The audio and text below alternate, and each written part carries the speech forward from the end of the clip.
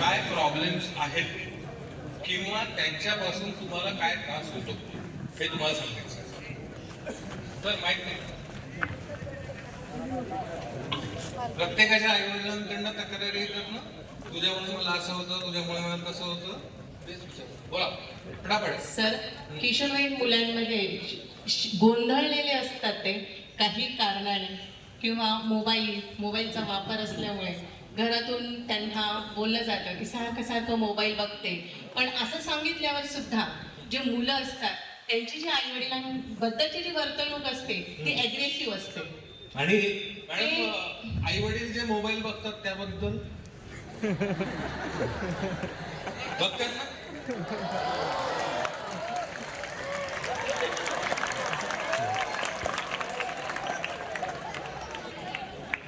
आई वडिलांनी ठीक आहे, आई वडील काम आटोपल्यानंतर चेंज म्हणून ते मोबाईल बघत असते नाही, पण माझी याला पूर्णपणे ऑब्जेक्शन आहे. मुलं काहीतरी सांगत आहे ना हौसेने, आईच्या कन्याला बिलगतात की आई शाळेमध्ये असं असं झालं आणि आई तिकडे व्हॉट्सअपचे मेसेजेस बघत असते, फेसबुक. बाबा तुम्हाला काय वाटतं?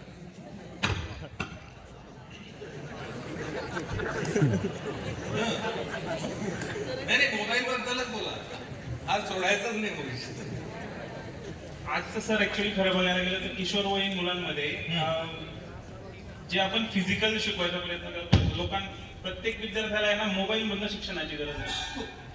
त्याच्यातनं शिकायचा प्रयत्न करतात की मग ते गेम्स असो, मग त्याच्यात मग ते गेम मधनं काहीतरी लॉजिक लावतील, मग त्याच्यातनं पोएम्स असतील, त्या पोएम्स मधनं शिकतील.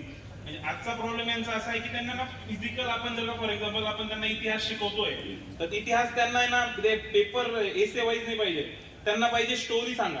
तर ती स्टोरी पाठ केली. म्हणजे बागुल सर मगाशी प्रास्ताविकामध्ये म्हणाले की 2 वर्षाच्या मुलाला सुद्धा रडणाऱ्या मोबाईल दिला की ते शांत होत.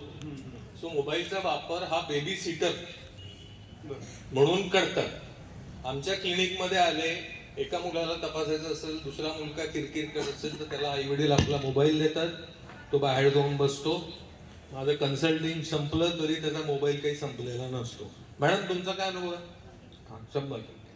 सो शिक्षक, आपण याच्यामध्ये काही सुधारणा करू शकता का? पालकांमध्येही पहिले आणि मग विद्यार्थ्यांमध्ये नंतर.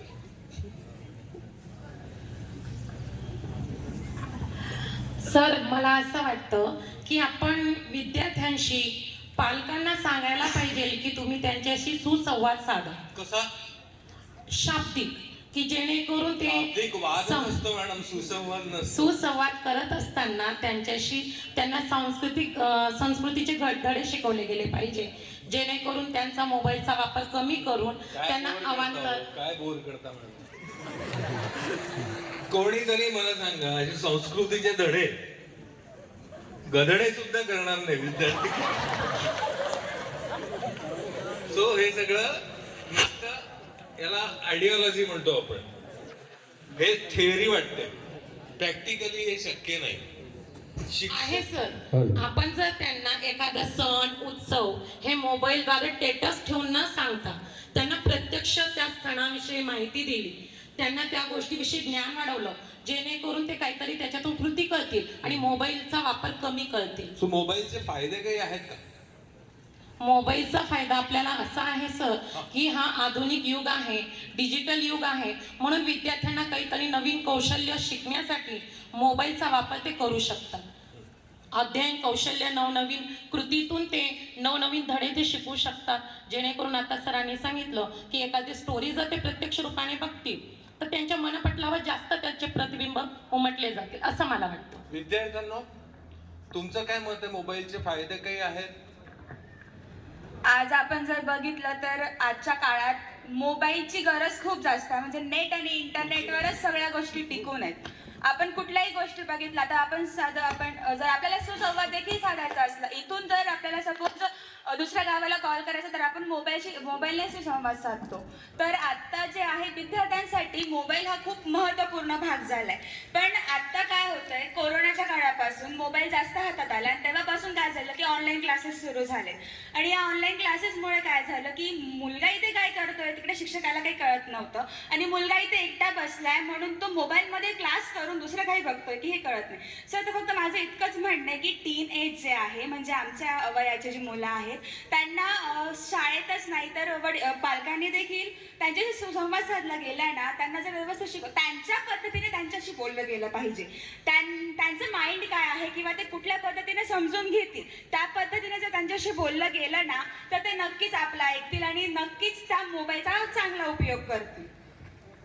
बाळा, तुला काय वाटतं? गर्लफ्रेंडला हाय हॅलो करायला मोबाईलचा फायदा होतो.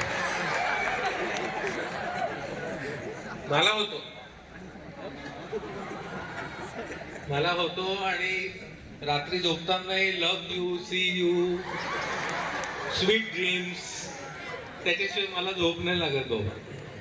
काय काय खोटं कसं? अगदी सत्य परिस्थिती आहे. चुकीचं काय? केस पांढरे म्हणून काय झालं? ओके, सो आजकालच्या मुलांमध्ये आपण बघतो पालकांनो की ड्रग्सचं प्रमाण खूप वाढलंय आणि ड्रग्सची सुरुवात करण्याचं वय पण खूप कमी झालेलं.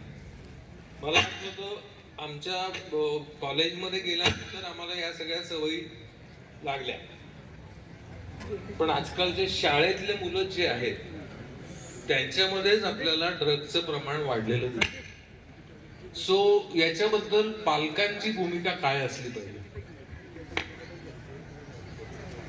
माहिती? मला असं वाटतं सर, ड्रग्सचं प्रमाण विद्यार्थ्यांपर्यंत पोहोचण्यामागे त्यामागे त्यांची गोंधळलेली स्थिती, टेन्शन किंवा काही कारणास्तव आलेलं त्यांच्या मनावरचा ताण यामुळे ते त्याकडे वळत असते. पण पालकांनी आपल्या मुलांना, मुलगी असो किंवा मुलगा असो, त्यांना हा विश्वास दाखवला की तुझ्या जीवनात कोणतीही समस्या आली, काही तुला कोणत्याही क्षणी काहीही वाटलं की तू ते कोणाजवळ बोलू शकत नाही, ते तू माझ्याजवळ येऊन बोल. एक आई म्हणून नाही तर एक मैत्रीण म्हणून तू माझ्याजवळ येऊन बोल. असं जर विश्वासाने तिला आपल्या मुलांची एक चांगली मैत्रीण जर ती झाली तर कदाचित मला असं वाटतं की हे प्रमाण काहीसं कमी होईल. आम्ही जर आमच्या पालक सभा ज्या घेतो मॅडम, त्याच्यामध्ये आम्ही हे सांगतो की तुम्ही पहिले 10 वर्ष तुमच्या मुलाच्या बरोबर जर नीट वागलात, तुमचं कम्युनिकेशन, फॅमिली कम्युनिकेशन हे अतिशय चांगलं ठेवलं, तर 10 ते 20 पर्यंत तो तुमच्याशी किंवा ती तुमच्याशी व्यवस्थित तुमच्या अपेक्षेप्रमाणे काही प्रॉब्लेम झाला तरी गुगलवर किंवा मित्रमैत्रिणींकडे न जाता तुमच्याकडे, आणि 10 ते 20 मध्ये जर योग्य संवाद साधला तर आयुष्यभरासाठी ती तुमच्याशी, मुलगा किंवा मुलगी, जोडलेली राहते. आणि मला अजून एक सांगावंसं वाटतं की हे जे वय असतं हे मुलांच्या जवळ जाण्याचं वय असतं. त्यांना आपलंसं कोणीतरी पाहिजे असतं की त्यांच्या समस्या जाणून घेण्यासाठी. कधी कधी पालकांनी, आईने जर त्यांना भीती दाखवली, तू जर असं केलं तर मी असं करणार, असे अपशब्द जरी बोलले तर मुलं घाबरतात आणि कदाचित त्यांच्यावर जर ती वाईट एखादी परिस्थिती अशी बितली की त्यातून ते मार्ग काढू शकणार नसतील तर ते पालकांजवळ न येता अशा वाईट व्यसनांकडे ते वळतात. म्हणून मला असं वाटतं की त्यांचं मैत्रीण होणं खूप जास्त गरजेचं आहे. सर, माझ्या हिशोबाने ह्या व्यसनाधीनाला पालकच जबाबदार आहेत. करेक्ट. कशावर? का?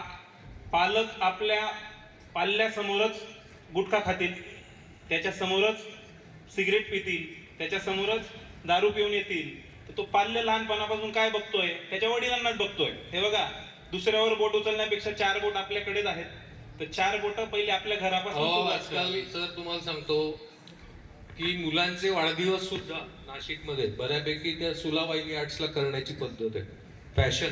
बरोबर. की असं पूर्वी मला आठवत आहे, आमची आई आजी मला ओवाळायची वाढदिवस असलं की, अजूनही ओवाळते. आता पार्ट्या, बर्थडे पार्टी नाव आहे त्याचं, हा, म्हणजे तिथे जाऊन दारू प्यायची. सो टीचर्स कडनं तुम्हाला काही इनपुट्स द्यायचे ड्रग्स बद्दल. दुसरं महत्वाचं मला असं वाटतं, पालकांनी किंवा शिक्षकांनी उत्तम रोल मॉडेल व्हायला पाहिजे पहिले.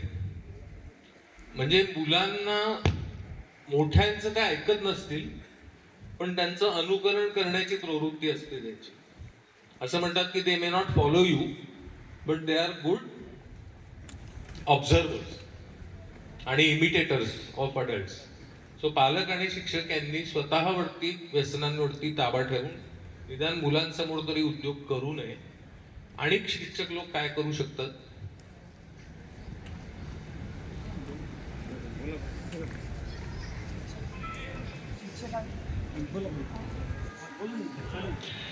शिक्षकांनी व्यसनाधीनतेचे जे परिणाम होतात त्यांच्या जीवनावर आणि त्याच्याने जे आयुष्याच्या शेवटा म्हणजे व्यसन केल्यामुळे त्या मृत्यूला जवळ करतात असे जे काही विषय आहेत त्या विषयांवर व्याख्यान आयोजित करणे किंवा वर्गामध्ये डिबेट ऑर्गनाईज केलं तर त्याचा नक्कीच परिणाम होतो. इथे उपस्थित पालकांनी सांगितलं की मुलांसमोर पालक व्यसन करतात, पण त्याच्या पलीकडे जाऊन अजून एक गोष्ट सरांच्या लक्षात आली असेल पण सांगितली नाही ती मी सांगतो की काही पालक मुलाला सांगतात ते पैसे घेऊन माझ्यासाठी पुढे घेऊन ये.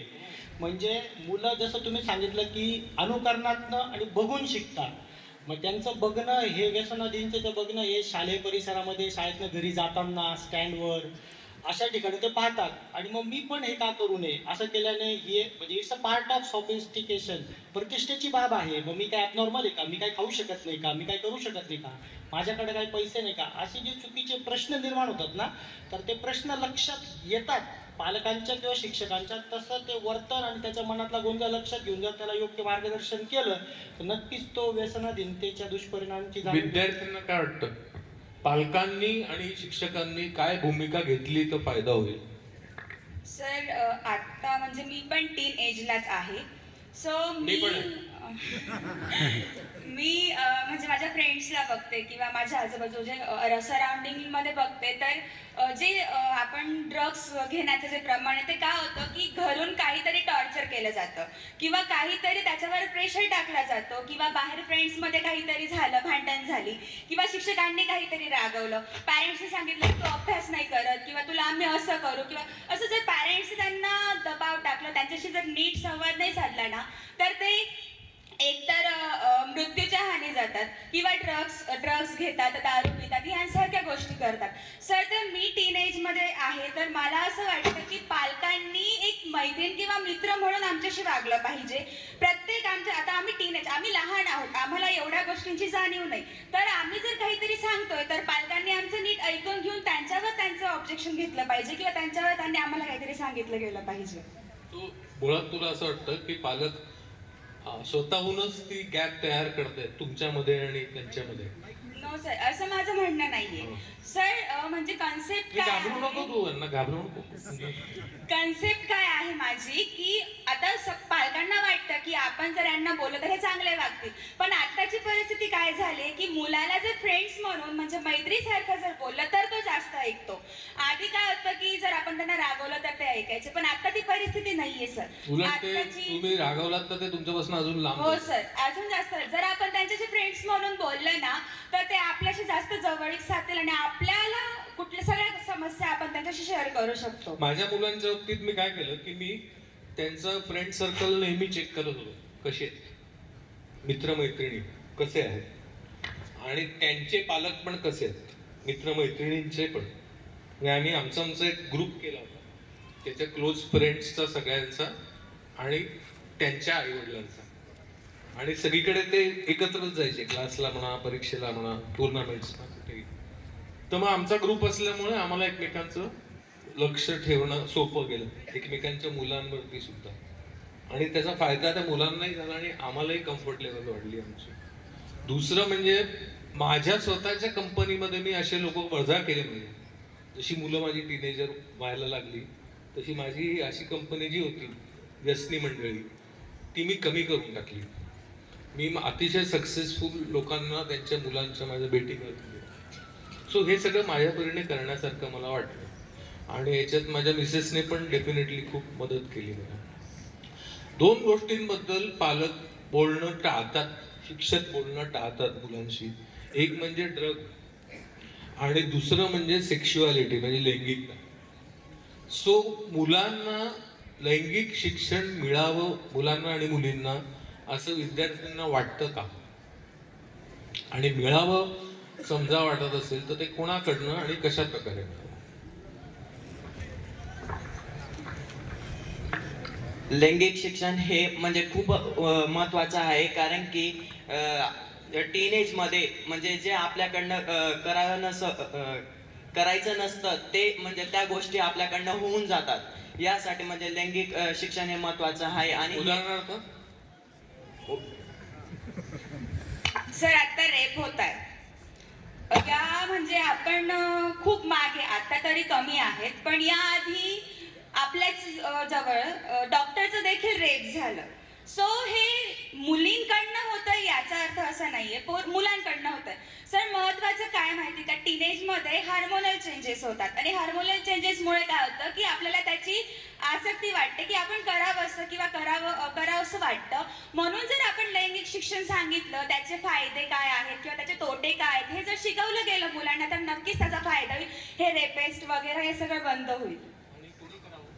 कोणाकडनं मिळावं हे सर शिक्षण? स्कूलमध्येच दिलं गेलं पाहिजे, मला तर असं वाटतं. का पालकांकडनं नाही? पालकांकडनं मिळायला पाहिजे, पण जर विद्यार्थी जास्त स्कूलमध्ये असतात ना, तर टीचर्स करून त्यांना ही गोष्ट सांगितली गेली पाहिजे की जेणेकरून ते ऐकतील.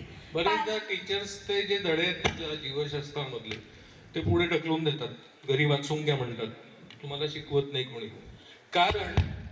याचं कारण असतं की ते कशा प्रकारे शिकवायचं हे त्यांनाच मुळात कोणी शिकवलेलं नसतं. आमच्या शालेय अभ्यासक्रमाच्या पुस्तकांमध्ये तर हे विषय नव्हतेच. आम्हाला कधीही म्हणजे मुलगी तरी निदान त्या मासिक पाळीबद्दल आईकडनं मावशीकडनं माहिती मिळेल. मुलगा काही बापाकडे जाऊ शकत नाही, काकाकडे जाऊ शकत नाही, त्याच्या कानाखाली मिळतं. उलट आम्ही असं काही विचारायला गेलं तर आम्हाला म्हणतं त्यापेक्षा पुस्तकात अभ्यासात लक्ष घाल, हे फालतू नंतर तू मोठा झाल्यावर कळेलच तुला. अरे पण मोठा व्हायलाच प्रॉब्लेम येतोय ना, इथे प्रॉब्लेम तोच आहे, मला आत्ता प्रॉब्लेम आहे. मग मी काय करतो की माझ्या सिनियर मित्रांकडे जातो किंवा गुगल नावाचे एक सद्गृहस्थ आहेत त्याच्यावरती माहिती काढतो आणि दोन्हीकडनं मला चुकीची माहिती मिळते. प्लस माझा प्रश्न बरेचदा त्यांना कळलेलाच नसतो आणि सिनियर मित्र ही अतिशय चुकीची माहिती मिळवण्याची जागा आहे. सो आज आपण जे इथे जो कार्यक्रम घेतोय मुलांना मुलांकडून शिकवायचं, त्याच्यामध्ये हा जो स्टॉल आहे आपला सेक्शुअलिटीचा, नेचर्स गिफ्ट माय रिस्पॉन्सिबिलिटी असं त्या स्टॉलचं नाव आहे, की ही निसर्गाने दिलेली देणगी आहे आपल्याला, तिचा चांगल्या प्रकारे आपण विकास करायचा आहे आणि आपली लैंगिकता समाजात योग्य प्रकारे दाखवून द्यायची. सो याचं शिक्षण आपल्याला याच एजमध्ये लेटेस्ट मिळायला पाहिजे. आयडियली लैंगिक शिक्षणाची सुरुवात वयाच्या 2 वर्षापासून होते, जेव्हा शरीराचे अवयव मुलाला म्हणजे सांगितलं जातं कशाला काय म्हणायचं. आणि मग हळूहळू जसं बच्चू मोठं होतं, मुलगी मोठी होते, तसं त्यांच्या एज प्रमाणे त्या वयाला साजेसं असं लैंगिक शिक्षण घरातनं मिळायला पाहिजे. आणि हे काम दोन्ही आई आणि वडिलांचं आहे. माझ्या मुलांना सुद्धा लकीली माझी मिसेस पण डॉक्टर आहे आणि मी पण डॉक्टर आहे, पण आम्ही स्वतः प्रत्येक गोष्ट शिकवली आणि त्यांनी त्यांच्या मित्रमैत्रिणींना शिकवली. सो शाळेत असताना मैत्रिणी सुद्धा त्यांना काही पिरियड्सचा प्रॉब्लेम असेल, पोटात दुखणं वगैरे, तर अरे मला जरा पोटात दुखतं, काय करायला पाहिजे वगैरे, हे माझ्या मुलांना विचारायचं. सो इतकं ते कॉन्फिडन्स यायला लागतो, तुम्ही स्वतः त्याच्यामध्ये कम्फर्टेबल राहायला लागतं, तरच तुम्ही हा विषय योग्य प्रकारे मांडू शकता आणि अतिशय मॅच्युरिटीने तुम्ही तुमची स्वतःची लैंगिकता दाखवू शकता. सो शिक्षकांचा पण भाग आहे याच्यामध्ये, पण फक्त मुलं शाळेत जास्त वेळ असतात म्हणून शिक्षकांनीच ते शिकवलं पाहिजे असं मला वाटत नाही. घरी पण तेवढाच वेळ मुलं असतात आणि छोट्या छोट्या गोष्टींना, पेपरमधल्या बातम्यांमधनं, टीव्हीवरच्या बातम्यांमधनं तुम्ही चांगलं आणि वाईटातलं फरक कळवून देऊ शकता. इतक्या आपल्याला आजकाल बातम्या दिसतात प्रत्येक ठिकाणी या विषयावरच्या, की कुठल्याही बातमीचा आपण जस्ट डिस्कशन सुरू करण्यासाठी वापर करू शकतो. आणि सगळ्यात शेवटी तुमच्या ज्या काही व्हॅल्यूज आहेत, संस्कार आहेत, ते टाकायला जा. सुरुवातच त्याच्यापासून करू नका, नाही तर पालक म्हणूनही तुम्ही फेल्युअरमध्ये जाता आणि टीचर म्हणून पण. सो हसत खेळत हे शिक्षण व्हायला पाहिजे आणि त्यांच्या कुठल्याही शंकेचं त्याच ठिकाणी उत्तर येस म्हणतात. टेन्थ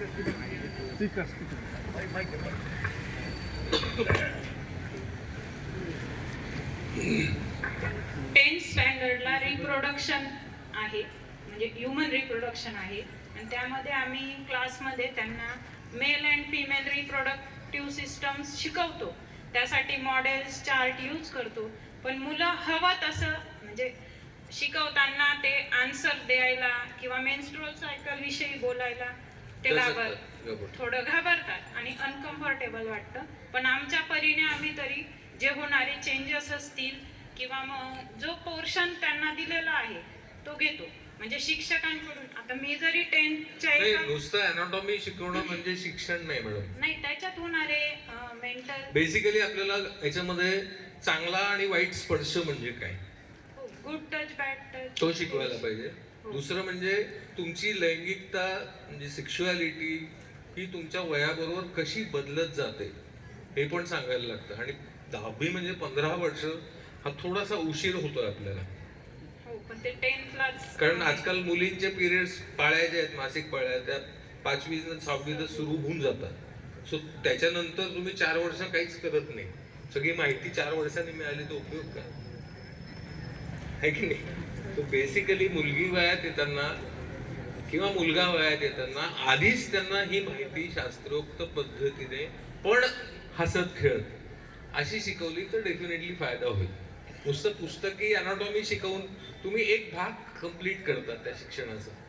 पण माझी स्वतःची लैंगिकता मी कशी दाखवायची जेणेकरून समोरची व्यक्ती पण कम्फर्टेबल राहील आणि मी पण कम्फर्टेबल राहील, त्याला म्हणतो आपण successful expression of human sexuality. आणि ती मला जर जमली नाही तर माझं टीनेज वाया गेलं असं मी समजतो. आणि याच्यावरती फार प्रमाणात लिथार्जी आहे. आता हळूहळू मुलं जरा बोलती व्हायला लागली. पण तुम्ही जर चांगल्या पद्धतीने शिकवलं, आता आम्ही मागे जो याचा ट्रेनिंगचा कार्यक्रम घेतला पीयर एज्युकेटर्सचा, त्यानंतर मला इथले अनेक शिक्षक म्हणाले की हा इतका अवघड विषय पण तुम्ही किती चांगल्या पद्धतीने आणि सोप्या पद्धतीने सांगितला. आम्हालाही कोणी शिकवला नव्हता. टीचर म्हणताय ना, म्हटलं खरंच नाही शिकवत हा विषय, कोणी शिकवतच नाही. आणि का नाही शिकवत?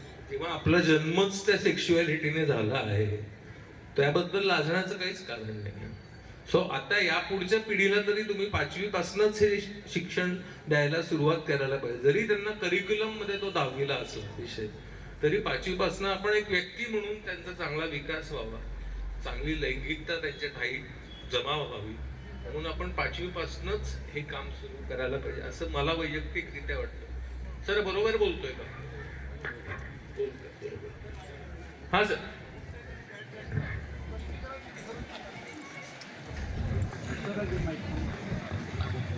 आमच्या विद्यार्थ्यांना गुड टच आणि बॅड टच याचं स्पष्टीकरण सांगा ना. हात कुठं कुठे लावायचा, त्याचे राईट्स कोणाला आहेत? आपल्या त्या स्टॉलवर ही मुलं शिकवणार आहेत सगळं, पण तरी मी माझ्या पद्धतीने सांगतो. बघा आवडतं का? बेसिकली एक लक्षात ठेवायचं की तुमची आई सोडून तुमच्या अंगाला तुमच्या इच्छेविरुद्ध हात लावण्याचा कुणालाही हक्क नाही. वडिलांना सुद्धा नाही, शिक्षकांना पण नाही, काकांना नाही, ओळखीच्या काकांना नाही, नातेवाईकांना नाही. फक्त आणि फक्त आईला तुम्हाला हात लावायची परवानगी आहे तुमच्या इच्छेविरुद्ध. मग तुम्ही मुलगा असा किंवा मुलगी असा. 10 पैकी 3 मुलांना अशा प्रकारचे वाईट स्पर्श झालेले असतात 18व्या वर्षापर्यंत, आणि 10 पैकी 6 मुलींना अशा प्रकारच्या कार्यक्रमांना प्रसंगांना सामोरं जायला लागतं. बरेचदा ही व्यक्ती ही आपल्या माहितीची असते, अतिशय आदरणीय व्यक्ती असते, घरातल्या सगळ्यांनी मान राखलेली अशी व्यक्ती असते, आणि ती आपली इच्छा नसताना आपण एकटं पाहून आपल्याला नको त्या ठिकाणी गर्दीच्या ठिकाणी हात लावण्याचा प्रयत्न करतात. आपण बरेचदा याला घाबरतो. आपण अंग चोरायला लागलो तर या व्यक्तीला वाटतं की आपल्याला मजा येते, मग तो अजून तो बावळटपणा करायला जास्त प्रमाणात सुरुवात करतो. आणि आपण जर याला विरोध नाही केला तर तो आपल्यासारख्या अनेक इनोसंट मुला-मुलींना त्रास देऊ शकतो. याला बेसिकली 3 गोष्टी करता येतात की अशा व्यक्तीसमोर एकट्याने न राहिलेलं बरं. दुसरी गोष्ट, समजा असं घडत असेल तर परमेश्वराने आपल्याला उजवा गुडघा नावाचा अवयव छान दिलेला आहे, त्याचा व्यवस्थित वापर करायचा. पाय वर केला की त्याला नको त्या ठिकाणी उत्तम प्रकारे दुखतं. आणि तिसरी गोष्ट म्हणजे जोरात ओरडा की नाही, नो, मला आवडत नाहीये तू काय करतोयस. आणि तुमच्या आसपास जर कोणी असेल तर त्यांना बोलवा. गर्दीच्या ठिकाणी असेल असं तर तुम्ही ओरडलात तर आपल्या भारताची जनसंख्या इतकी जास्त आहे की इमिजिएटली 50 माणसं येऊन त्या माणसाला चोप देतील. इतका चोप देतील की तो स्वतःच्या बायकोला सुद्धा हात लावायला घाबरेल. सो मुळात घाबरून जाऊ नका. अशा प्रसंगी काय करायचं याचा तुम्हाला आता कळलेलं आहे. तुमच्या अंतर्वस्त्रांनी झाकलेले अवयव हे तुमचे खाजगी अवयव आहेत. त्याला कोणालाही हात लावायची परवानगी नाही, तुमच्या आईशिवाय किंवा तुमची तपासणी करणाऱ्या डॉक्टरांच्या शिवाय. पण तेव्हा सुद्धा तुमच्या आई किंवा वडिलांची उपस्थिती लागतेच लागते. एकटे डॉक्टर तुम्हाला सुद्धा तपासू शकत नाही. ठीक आहे. सो या 2 व्यक्तींना सोडून बाकी कोणालाच तुम्हाला हात लावू द्यायचा नाही. आणि गुड टच मध्ये तुम्ही शेक हँड करू शकता. ओके, तुम्ही पाठीवर कोणी थाप मारली तर ती घेऊ शकता, विनाकारण नाही. याला आपण म्हणतो गुड टच. बॅड टच मध्ये म्हणजे तुमची इच्छा नसताना तुम्हाला ऑकवर्ड होईल, तुम्हाला लाज वाटेल, अशा प्रकारे कोणी हात लावणं, याला म्हणायचं बॅड टच. बरोबर आहे सर? आता एक शेवटचा प्रश्न, सगळ्यांचा आवडता. मला असं सांगा की फॅमिली कम्युनिकेशन म्हणजे कौटुंबिक सुसंवाद म्हणजे काय? आई वडील,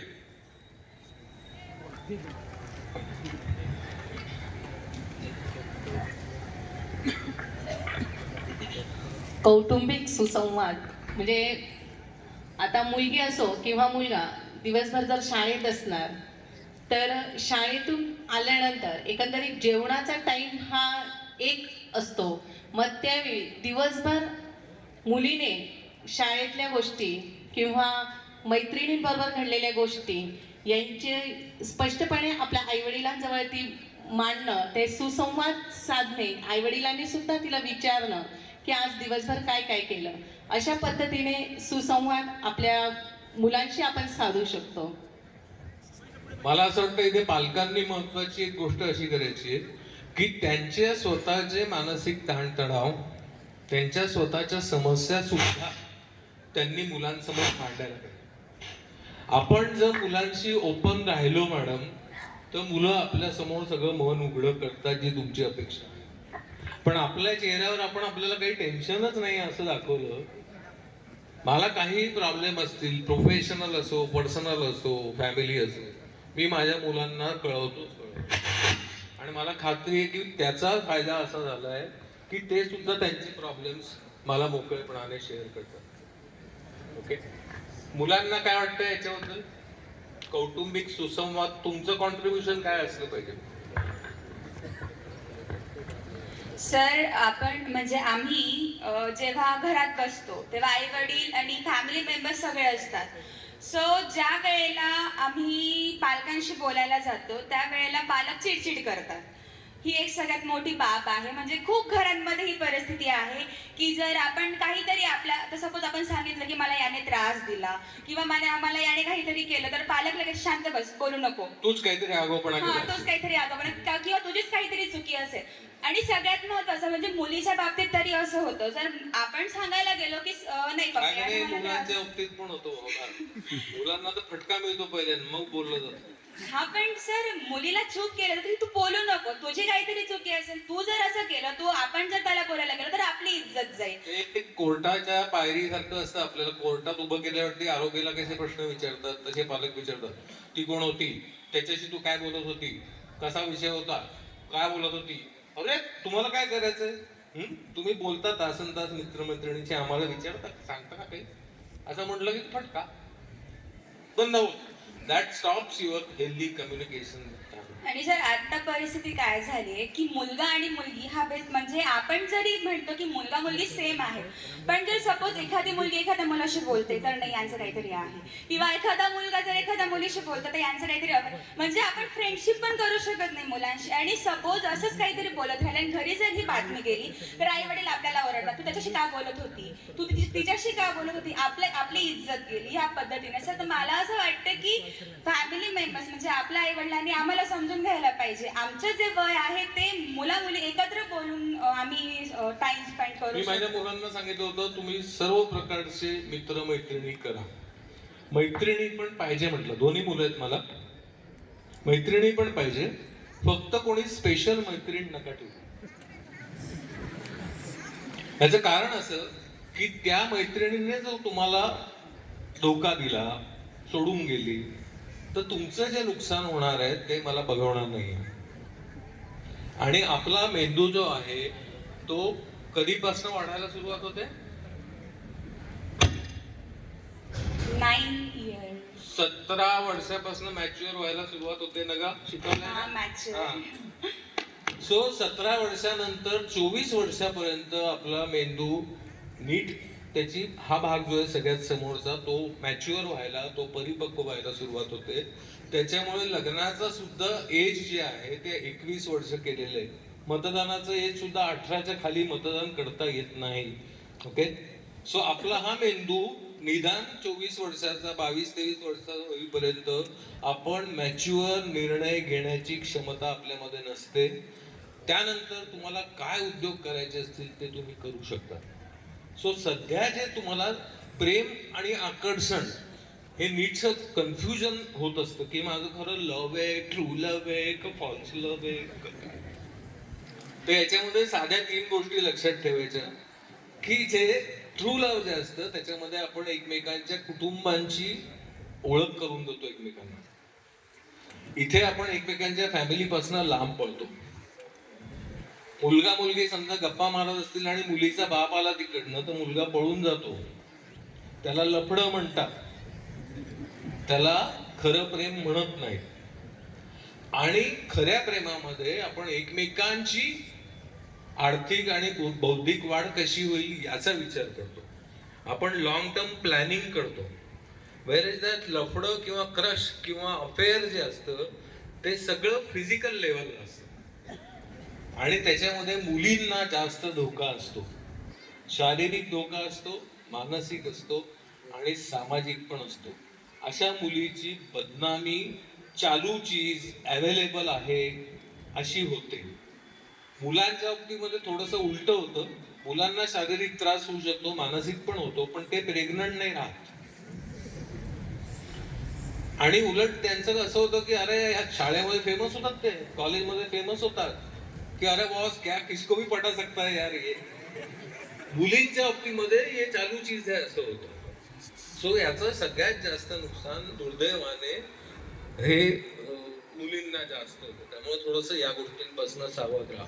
अजून कोणाला काही प्रश्न विचारायचे असतील तर या सगळ्या मोठ्या माणसांना आपण विचारू शकतो. कोणाला काही विचारायचंय शिक्षकांपैकी?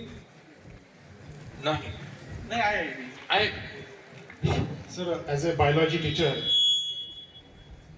तुम्ही म्हणाले की सिलेबस पुरतच असतो आणि तुम्ही घरी वाचून घ्या. हे दोघं माझेच विद्यार्थी आहेत, असं काही आम्ही करत नाही.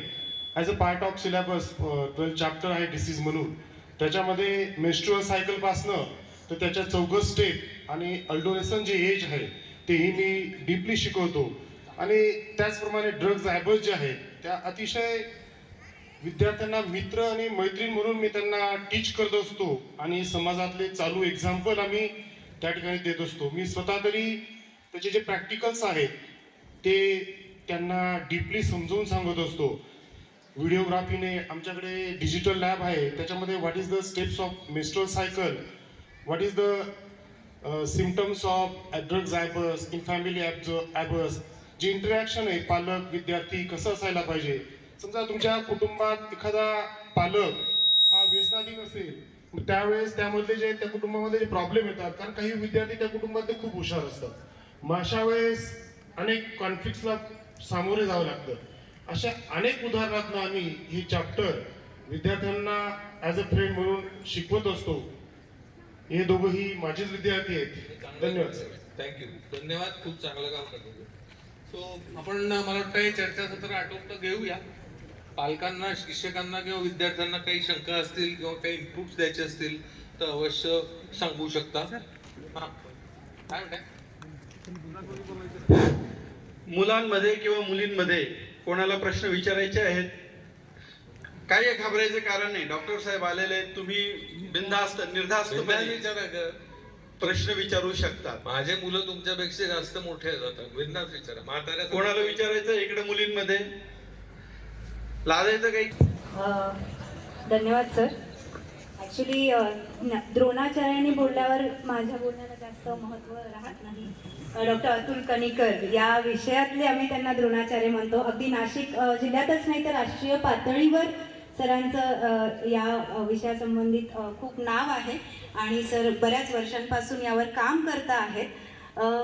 तर व्यासपीठावरील सर्व मान्यवर, कार्यक्रमाचे अध्यक्ष, उद्घाटक आणि प्रमुख पाहुणे यांचे परवानगी घेऊन मी 2 शब्द बोलते. मला माहिती आहे सगळी मुलं खूप कंटाळलेली आहेत, त्यामुळे मी खूप वेळ घेणार नाही.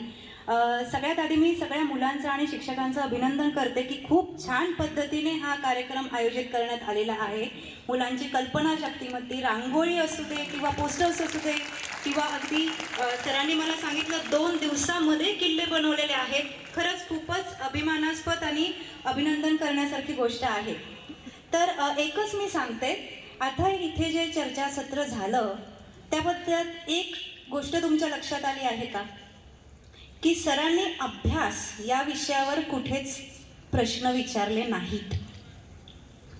कारण आयुष्य यशस्वी करण्यासाठी, आयुष्य आनंदाने जगण्यासाठी, समाधानाने जगण्यासाठी फक्त अभ्यास महत्त्वाचा नाही, तर आयुष्य जगण्यासाठी जी लाईफ स्किल्स आहेत ती खूप महत्त्वाची आहेत आणि ती लाईफ स्किल्स शिकण्याची, ती कौशल्य आत्मसात करण्याची योग्य वेळ ही आत्ता आहे. जसं सरांनी सांगितलं 17 वर्षानंतर आपला फ्रंटल म्हणजे मेंदूचा पुढचा भाग विकसित व्हायला, वैचारिक बुद्धी विकसित व्हायला सुरुवात होते. ती 25व्या वर्षापर्यंत चालते. आपल्या मेंदूचा भावनिक मेंदू जो आपण म्हणतो तो 11व्या वर्षापासून विकसित व्हायला सुरुवात होते आणि पौगंडावस्थेमध्ये, टीनेजमध्ये हा भावनिक मेंदू अतिशय वेगाने विकसित होत असतो. त्यामुळे मनाचा आणि हृदयाचा, मेंदूचा समतोल कसा साधायचा याचे ज्ञान या वयामध्ये नसते आणि मग ज्या समस्या उद्भवतात त्या कशा हाताळायच्या हे माहीत नसते. तर फक्त बौद्धिक क्षमता IQ हा महत्त्वाचा नसून ज्याला आपण EQ म्हणतो, भावनिक बुद्धिमत्ता, म्हणजे आपल्या भावना ओळखणं, समोरच्याच्या भावना ओळखणं, त्या भावना हाताळणं हे महत्त्वाचं असतं. ॲडव्हर्सिटी कोशंट म्हणजे रेझिलियन्स. रेझिलियन्स म्हणजे काय? एखादी खूप मोठी अडचण, खूप कठीण प्रसंग माझ्या पुढे आलेला आहे, मग मी त्या प्रसंगाला कसं तोंड देणार, तो प्रसंग पार करून मी पुन्हा कसं उभं राहणार हे महत्त्वाचं असतं. याला रेझिलियन्स म्हणतात. तो रेझिलियन्स या वयात शिकणं गरजेचं आहे. आणि सोशल कोशंट म्हणजे सामाजिक कौशल्य. जगातील सगळ्यात मोठी युनिव्हर्सिटी, हार्वर्ड युनिव्हर्सिटी, ते एक रिसर्च झाला. जवळजवळ 85 वर्ष, म्हणजे जगातला हा सगळ्यात मोठा रिसर्च आहे. 85 वर्ष 3 पिढ्यांवर हा रिसर्च केला गेला की माणसाला आनंदी राहण्यासाठी काय लागतं, काय लागतं, आपण आनंदी कसे राहतो, तर रिलेशनशिप स्किल्स. आपण एकमेकांमधले नातेसंबंध कसे टिकवून ठेवतो, माणूस म्हणून एकमेकांशी कसे वागतो, या ज्या गोष्टी आहेत या खूप महत्त्वाच्या आहेत. आणि या पियर एज्युकेटर प्रोग्रामद्वारे सरांनी या बऱ्याचशा गोष्टींवर प्रकाश टाकण्याचा खूप छान रीतीने ही कल्पना आहे, संकल्पना आहे. तर पियर एज्युकेटर्सना आणि पियर लर्नर्सला, पियर एज्युकेटर हे जे तुम्हाला शिकवणार आणि तुम्ही पियर लर्नर्स यांना आमची विनंती राहील की हे इथेच थांबू देऊ नका हा प्रोग्राम संपल्यानंतर. तर हे ज्ञान तुम्ही बाकीच्यांनाही द्या आणि हे असंच चालू राहू दे. धन्यवाद. धन्यवाद मॅडम. खरं तर डॉक्टर अतुल कणीकर सर आणि डॉक्टर तृप्ती महात्मे मॅडम अतिशय सुंदर अशा प्रकारचं या ठिकाणी आपण प्रबोधन केलेलं आहे. सर, हल्लीचा काळ आपल्यालाही माहीत आहे.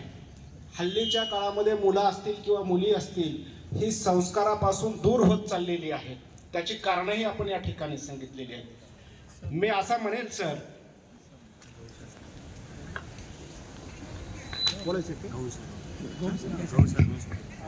सर एक मुद्दा सांगायचा महत्वाचा वाटतो मला. आज जागा ही बरोबर आहे, विद्यार्थी पण आहेत, सगळे आहेत. सर आज जो आपल्याला जे आज बघते असो लैंगिक शिक्षण असो की तुम्ही मग नाही की बाबा विद्यार्थी घाबरतात किंवा जे क्लिअर होत नाही, तर त्याच्यात सर मला एक महत्वाचा पॉइंट वाटतो की ते संस्कृतीशी जे दूर गेलेले आहेत.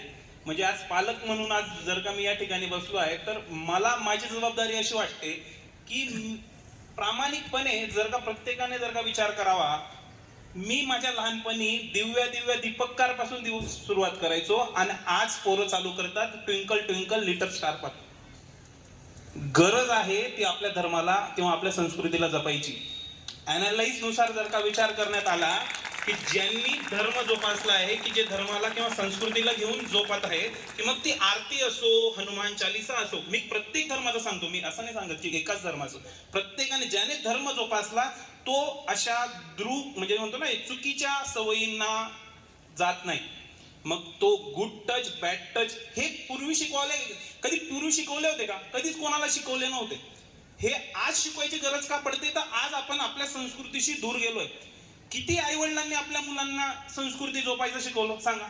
कोण मंदिरात जातंय आज? निघायच्या आधी मंदिरात जातं? कोण म्हणतात दिव्या दीपककार कानन कुंडल मध्ये? कोणीच नाही म्हणत.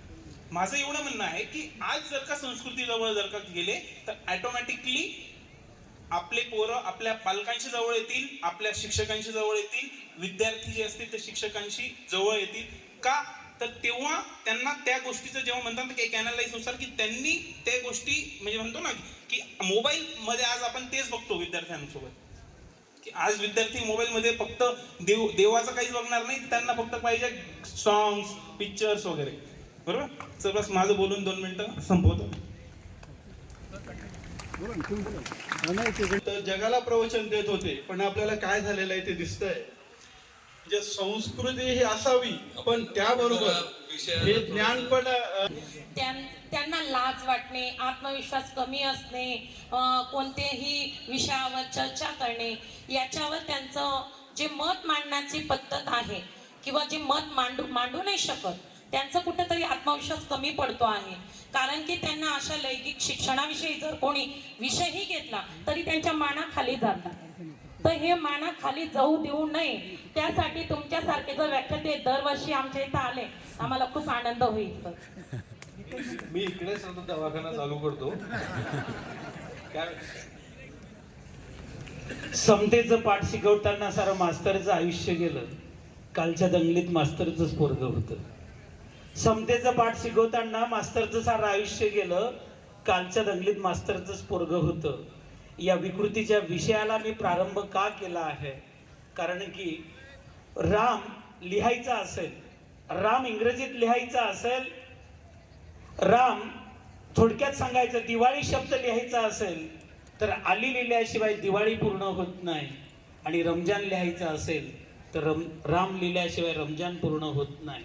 प्रत्येकानं संस्कृतीचे धडे वाचण्यापेक्षा मानवतेची शिकवण जर रुजवली ना, प्रत्येक जन्मापासून तर शेवटच्या उत्तर वयापर्यंत माणसा जोपर्यंत श्वास घेतो, मानवता हाच खरा धर्म पाळूया. आणि संस्कृतीची जपणूक करण्याचं मूळ स्रोत मानवता आहे. ज्या दिवशी प्रत्येक जण मानवतेचे धडे गिरवताना दिसेल ना, प्रत्येक अवस्थेतला तरुण, तो मुलगा असो, तरुण असो, वयस्क असो, सर्वजण समतेचे धडे लावूया. हीच दिशा विचारावूया. यही कहना था, सब कुछ ठीक है. धन्यवाद सर. सर आपण बंद करा संपवा.